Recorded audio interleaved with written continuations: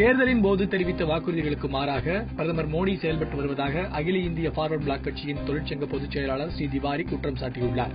திண்டுக்கல்லில் செய்தியாளர்களிடம் பேசிய அவர் தமிழர்களின் கலாச்சார நிகழ்ச்சியான ஜல்லிக்கட்டுக்கு அனுமதி அளிக்க வேண்டும் என்று வலியுறுத்தினார்.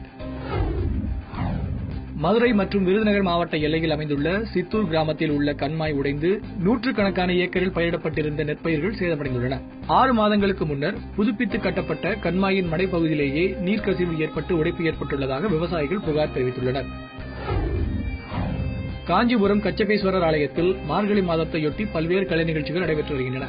இதன் ஒரு பகுதியாக விநாயகர் புராணம், வள்ளி திருமணம், சபரிமலை ஐயப்பன் போன்ற தலைப்புகளில் நடைபெற்ற பொம்மலாட்ட நிகழ்ச்சிகள் பக்தர்களை வெகுவாக கவர்ந்தது. விருதுநகர் மாவட்டம் ராஜபாளையம் அருகே உள்ள புதூர் ஐயப்பன் கோயிலில் சபரிமலை ஐயப்பன் கோயிலில் நடைபெறுவது போன்று மண்டல பூஜை மற்றும் படிபூஜைகள் சிறப்பாக நடைபெற்றன.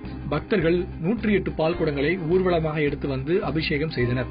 வருவாய்த்துறை அமைச்சர் உதயகுமார் விழாவில் கலந்து கொண்டு சுவாமி தரிசனம் செய்தார்.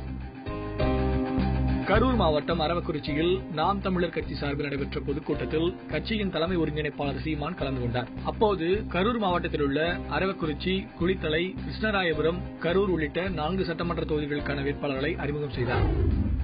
மாநில லாரி உரிமையாளர்களின் சம்மேளனத்தின் 2015 மற்றும் 2018 ஆண்டின் புதிய நிர்வாகிகளுக்கான தேர்தல் நாமக்கல்லில் நடைபெற்றது.